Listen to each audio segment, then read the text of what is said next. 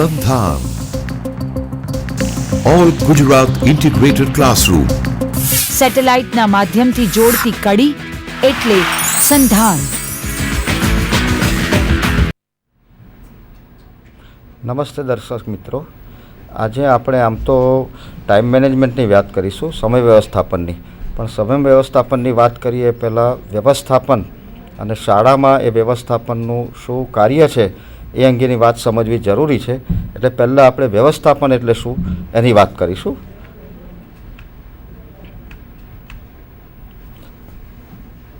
વ્યવસ્થાપન આપણે જોઈએ તો શિક્ષણની પ્રક્રિયા નિત નવીન છે.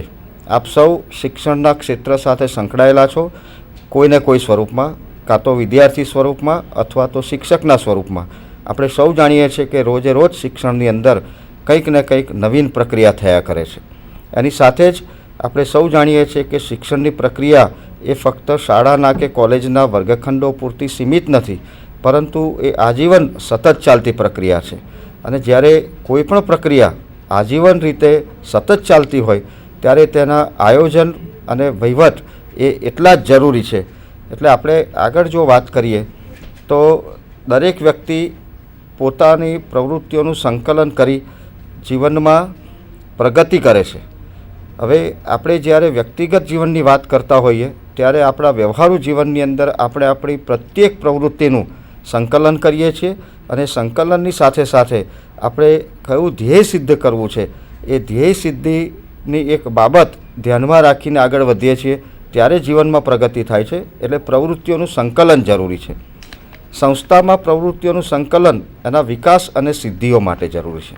કોઈ પણ સંસ્થા ચાલતી હોય ત્યારે સ્વાભાવિક રીતે એ સંસ્થા માટે એનું જે પ્રવૃત્તિઓ છે, એનો જે કાર્યક્રમ છે, એનું સંકલન અને વિકાસ એ બંને, અને એની સાથે સાથે એની સિદ્ધિઓ જે આપણે હાંસલ કરવી છે એની માટે જરૂરી છે. એટલે પ્રત્યેક શૈક્ષણિક સંસ્થામાં પ્રવૃત્તિઓનું સંકલન, એના વિકાસ અને સિદ્ધિઓ માટે જરૂરી છે. એની સાથે જ શૈક્ષણિક સંસ્થાના માળખાકીય રૂપમાં માનવ રહેલો છે. આપણે જ્યારે શૈક્ષણિક સંસ્થાની વાત કરતા હોય અને એમાંય શાળા વ્યવસ્થાપનની વાત કરતા હોય ત્યારે એનું જે આખું સંસ્થાકીય માળખું છે એ સંસ્થાકીય માળખાની અંદર કામ કરનારા મોટે ભાગે માનવો રહેલા છે. એટલે એ માનવો હોય ત્યારે સ્વાભાવિક રીતે કે માનવો માટેનું આપણે જે આયોજન કરવું જોઈએ એ જરૂરી છે. હવે એની સાથે વ્યવસ્થાપનનો અર્થ જોઈએ. વ્યવસ્થાપન એક શાસ્ત્ર છે. શાસ્ત્ર એટલે વિજ્ઞાન છે. એ વિજ્ઞાન એ પદ્ધતિસર, વ્યવસ્થિત અને આયોજન સ્વરૂપે અમલમાં આવે એની એક બાબત એ શાસ્ત્ર સાથે સંકળાયેલી છે. અને શાસ્ત્ર છે એટલે એની અંદર વૈજ્ઞાનિક બાબતો, વૈજ્ઞાનિક વલણો અને વૈજ્ઞાનિક કાર્યપદ્ધતિ જોડાઈ રહેલી છે. શરૂઆતના સમયમાં વ્યવસ્થાપન શબ્દ ઔદ્યોગિક ક્ષેત્રે, વાણિજ્ય ક્ષેત્રે અને વેપાર ક્ષેત્રે પ્રચલિત બન્યો. એટલે આપણે જાણીએ છીએ કે શરૂઆતમાં મેનેજમેન્ટની વાત આવે ત્યારે કોઈ પણ ઔદ્યોગિક એકમ હોય કે વાણિજ્યનું એકમ હોય કે વેપારનું એકમ હોય એમાં એ પ્રચલિત હતો. પણ ત્યાર પછી જેમ જેમ સમય બદલાતો ગયો, શિક્ષણમાં પરિવર્તન આવતા ગયા, નવા નવા ઇનોવેશન્સ આવતા ગયા, એમ આધુનિક સમયમાં પણ શિક્ષણમાં વ્યવસ્થાપન શબ્દનો ઉપયોગ શરૂ થયો. વ્યવસ્થાપન અંગ્રેજીમાં મેનેજમેન્ટ શબ્દ એને માટે વપરાય છે. પ્રબંધ શબ્દ પણ પ્રયોજાય છે અને સંચાલન શબ્દ પણ પ્રયોજાય છે. આ રીતે મેનેજમેન્ટના ગુજરાતી પર્યાય આપણે જોઈએ તો વ્યવસ્થાપન, પ્રબંધ અને સંચાલન. આમ જોઈએ તો એ ત્રણ બાબતો આમ થોડીક પાતળી રૂપરેખાને કારણે ભિન્ન પડે છે, પણ વિશાળ રીતે આપણે જોઈએ તો એ ત્રણેય શબ્દો એકબીજા સાથે સંકળાયેલા છે. 1910થી 20ના સમયગાળામાં વ્યવસ્થાપનનો પ્રચાર પ્રસાર શિક્ષણ ક્ષેત્રે અમેરિકામાં પ્રચલિત થયો. હવે આટલી બાબતો જાણ્યા પછી એની વ્યાખ્યા જાણીએ કે પ્રબંધ અથવા વ્યવસ્થાપન એટલે શું. તો પ્રોફેસર કલગ એમ કહે છે કે પ્રબંધ કે વ્યવસ્થાપન એ નિર્ણય લેવાની અને નેતૃત્વ પ્રદાન કરવાની કળા છે. હવે આ વ્યાખ્યાની અંદર પ્રોફેસર કલગ કહે છે તે પ્રમાણે કે પ્રબંધ કે વ્યવસ્થાપન એની અંદર જે અગત્યની બાબત છે એ નિર્ણય લેવાની બાબત છે. સંચાલકીય માળખાની અંદર જ્યારે આપણે કોઈપણ પ્રવૃત્તિ માટે અથવા તો કોઈપણ કાર્યક્રમ માટે કે કોઈપણ નીતિ માટે કોઈક બાબતનો નિર્ણય નક્કી કરવાનો હોય ત્યારે એ નિર્ણય પ્રક્રિયા ખૂબ જ અગત્યની બને છે.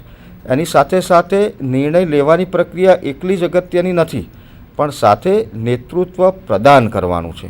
એટલે સંચાલનના એક ક્ષેત્રની અંદર અથવા તો એ સંગઠનની અંદર વહીવટીય રીતે જે આ બધી નીતિઓ નક્કી કરતા હોય કે નિર્ણય લેતા હોય એની સાથે સંકળાયેલા વ્યક્તિઓએ એ નેતૃત્વ પણ પૂરું પાડવાની જરૂરિયાત ઊભી થાય છે. બીજી વ્યાખ્યા છે હેનરી એચ ફ્યુએલની. એવું કહે છે કે વ્યવસ્થાપન કરવું એટલે પૂર્વાનુમાન કરવું, આયોજન કરવું, સંકલન કરવું અને નિયંત્રિત કરવું. હવે પ્રોફેસર હેનરી એચ ફ્યુએલની દૃષ્ટિએ જોઈએ તો વ્યવસ્થાપન એ મુખ્ય 4 બાબતો સાથે સંકળાયેલું છે. એમાં પૂર્વાનુમાન કરવું. આપણે જ્યારે કોઈ પણ નિર્ણય કરતા હોય અથવા તો કોઈ પણ નીતિ ઘડતા હોય અને એ નીતિ ખાસ કરીને સંસ્થા સાથે સંકળાયેલી હોય ત્યારે એ નિર્ણયનો અને એ નીતિની અસર ભવિષ્યમાં શું થશે એ અંગેનું પૂર્વાનુમાન કરવું અને એ પૂર્વાનુમાનને આધારે જ આપણે આગળની કાર્યરીતિ અથવા તો કાર્યક્રમો વિચારવા. પૂર્વાનુમાન નક્કી થઈ જાય ત્યાર પછી એનું આયોજન કરવું કે આ સમગ્ર કાર્યક્રમને અથવા તો આ નીતિને કેવી રીતે આપણે સફળતાપૂર્વક અમલીકરણ કરવું અને એને પૂરી સફળતાપૂર્વક પાર પાડવું. એ આયોજન થઈ જાય ત્યાર પછી સંકલન કરવું. આપણે આયોજનની અંદર જે બાબતો વિચારેલી હોય અથવા તો જે પરિપ્રેક્ષ્યની અંદર અથવા તો જે લોકોને એની અંદર ઉપયોગ કરવાનો હોય એની માટે સંકલન કરવું જોઈએ તમામ સાથે અને એ સંકલન કર્યા પછી એને કોઈ ચોક્કસ સ્થળેથી નિયંત્રિત કરવું. આમ હેનરી એચ ફ્યુએલની વ્યાખ્યા પ્રમાણે વ્યવસ્થાપન એટલે પૂર્વાનુમાન, આયોજન કરવું, સંકલન કરવું અને નિયંત્રિત કરવું. ત્રીજી એક વ્યાખ્યા જોઈ લઈએ. વિલિયમ એફ ગ્લુકની વ્યાખ્યા છે વ્યવસ્થાપન એ સંસ્થાના લક્ષ્યોની સિદ્ધિ માટે માનવીય અને ભૌતિક સંસાધનોનો અસરકારક ઉપયોગ છે. આ ખૂબ મહત્ત્વની વાત છે વ્યવસ્થાપન માટે. વ્યવસ્થાપન કરવું એટલે ફક્ત કોઈ એસી ઓફિસમાં બેસી અને ઓર્ડર કરવા અથવા તો લોકોને નિયંત્રિત કરવા એટલા પૂરતું સીમિત નથી, પણ વ્યવસ્થાપન એ સંસ્થાના લક્ષ્યોની સિદ્ધિ માટે માનવીય અને ભૌતિક સંસાધનોનો અસરકારક ઉપયોગ છે. દાખલા તરીકે આપણે જોઈએ કે કોઈ જે શૈક્ષણિક સંગઠન છે એની અંદર માનવીય સંસાધનના સ્વરૂપમાં એના શિક્ષકો છે, એની સાથેનો વહીવટી સ્ટાફ છે, એની સાથે એના સપોર્ટની અંદર કેટલાક વધારાના માણસો છે.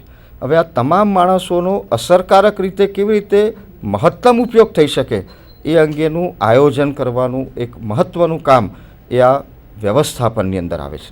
એટલું જ નહીં, એની સાથે સાથે સંસ્થા પાસે પ્રાપ્ય જે ભૌતિક સંપત્તિ છે અથવા તો ભૌતિક સગવડો છે, સુવિધાઓ છે, એ સુવિધાઓનો પણ કેવી રીતે મહત્તમ રીતે ઉપયોગ કરવો એ પ્રત્યેક શૈક્ષણિક સંસ્થાનું સંચાલન કરનાર, નીતિ કરનાર, કાર્યક્રમોનું આયોજન કરનારે ખાસ ધ્યાનમાં રાખવું જોઈએ કે આપણે એવા પ્રકારના પ્રવૃત્તિઓનું, એવા પ્રકારના કાર્યોનું, એવા પ્રકારના કાર્યક્રમોનું આયોજન કરીએ કે જેની અંદરથી આપણને માનવીય અને ભૌતિક સંસાધનોનો અસરકારક ઉપયોગ થાય. અને એ ઉપયોગ શેની માટે કરવાનો છે? આપણે જે સંસ્થાકીય રીતે લક્ષ્યો સિદ્ધ કરેલા છે. દાખલા તરીકે શૈક્ષણિક સંસ્થાની વાત લઈએ તો એ શૈક્ષણિક સંસ્થાની અંદર મોટે ભાગે એના લક્ષ્યાંકોની સિદ્ધિની અંદર વિદ્યાર્થીઓના પરિણામો હોય છે. તો વિદ્યાર્થીઓ કેવી રીતે સારા ઉચ્ચ પરિણામો હાંસલ કરી શકે એ માટે આપણી પાસે પ્રાપ્ય એવા માનવીય અને ભૌતિક જે સંસાધનો છે એ સંસાધનોનો કેવી રીતે ઉપયોગ કરવો એ અંગેની બાબત ખાસ અહીંયા વ્યવસ્થાપનની અંદર એ કાળજી માગી લેવી છે અને વિચારણા પણ માગી લેવી છે. હવે આગળની જો આપણે વાત કરીએ તો આ સમગ્ર જે 3 આપણે વ્યાખ્યાઓ જોઈ એને આધારે આપણે એના કેટલાક જો મુદ્દા તારવવા હોય સંકલ્પનાના સ્વરૂપની અંદર તો આપણે એમ કહી શકીએ કે વ્યવસ્થાપન એટલે નિર્ણય લેવાની અને નેતૃત્વ પૂરી પાડવાની બાબત.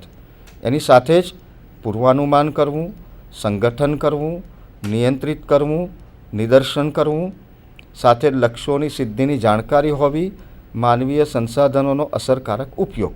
આમ વ્યવસ્થાપનની સંકલ્પના સાથે આ તમામ બાબતો અગત્યની રીતે એકબીજા સાથે જોડાયેલી છે. આ તમામ ઘટકોમાંથી અથવા તો બાબતોમાંથી એક પણ બાબતને આપણે જો વિસરી જઈએ અથવા તો એની ઉપર વિચાર ન કરીએ તો આપણે જે અસરકારક વ્યવસ્થાપન તંત્ર શૈક્ષણિક સંસ્થાની અંદર ઊભું કરવું છે એ ઊભું કરવામાં થોડે ઘણે અંશે આપણને મુશ્કેલીઓ સર્જાય છે.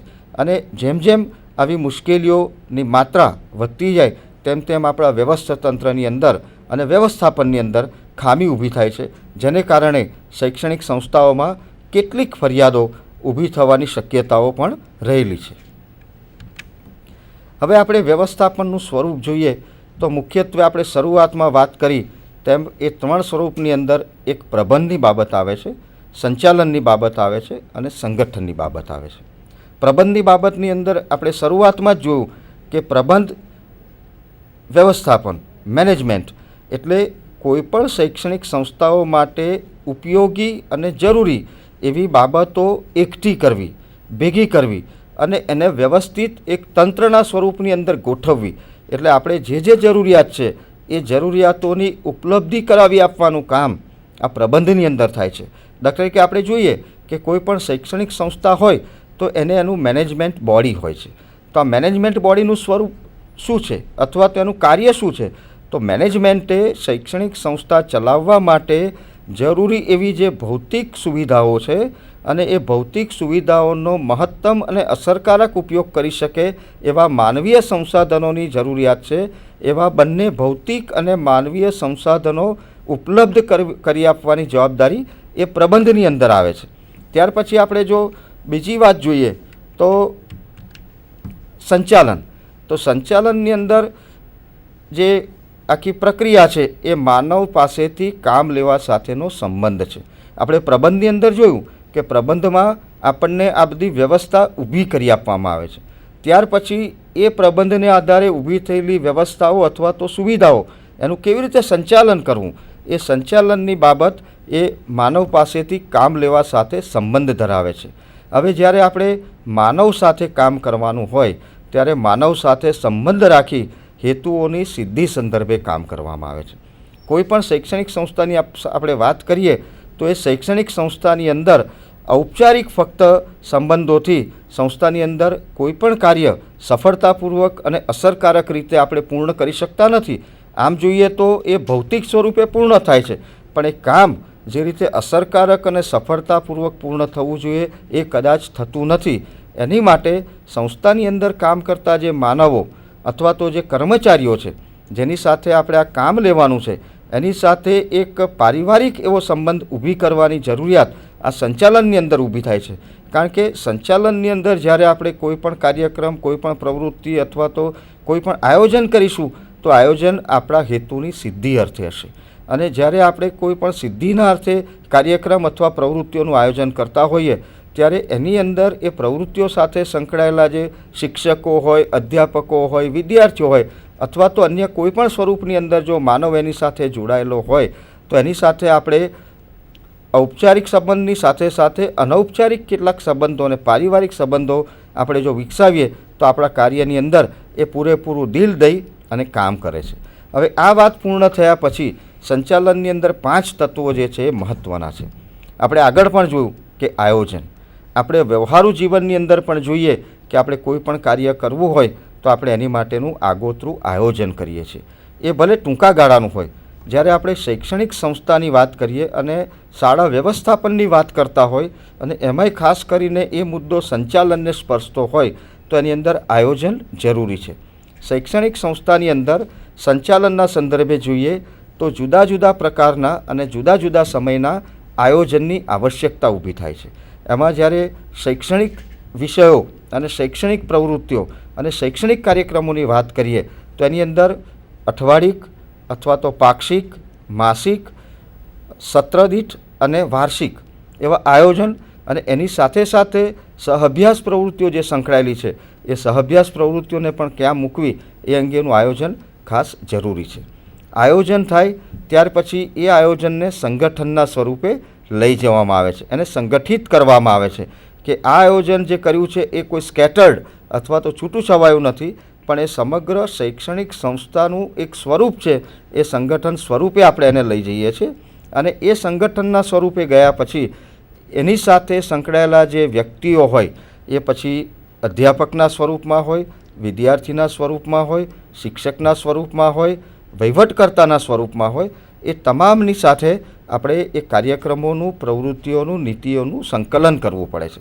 આ સંકલન કર્યા પછી હવે આપણે જે હેતુની સિદ્ધિ સંદર્ભે આ કાર્યક્રમોનું આયોજન કર્યું છે એ આયોજન માટે જરૂરી કઈ કઈ બાબતો છે એ અંગેનું માર્ગદર્શન સતત એ જે સંચાલકીય વહીવટકર્તા છે અથવા તો એ સંચાલન કરવાનું જેને સોંપ્યું છે એણે આ સમગ્ર માર્ગદર્શન એ જે તે વ્યક્તિઓને, વિદ્યાર્થીઓને અથવા તો જે તે એજન્સી આની અંદર કામ કરતી હોય આ કાર્યક્રમની અંદર એને એ કાર્યક્રમ કેવી રીતે સફળતાપૂર્વક પૂર્ણ કરવો એ અંગેનું માર્ગદર્શન સતત આપે છે.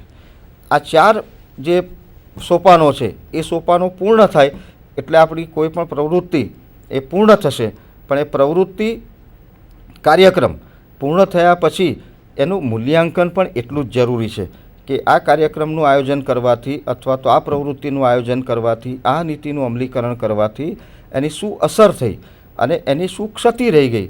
તો ભવિષ્યની અંદર પણ જ્યારે આપણે કોઈ પણ કાર્યક્રમનું અથવા તો પ્રવૃત્તિઓનું આયોજન કરીએ ત્યારે એની અંદરથી એ ક્ષતિ નિવારી શકાય અને ફરીથી પુનઃ સારા એવા કાર્યક્રમોનું આયોજન, વ્યવસ્થાપન અને સંચાલન થઈ શકે.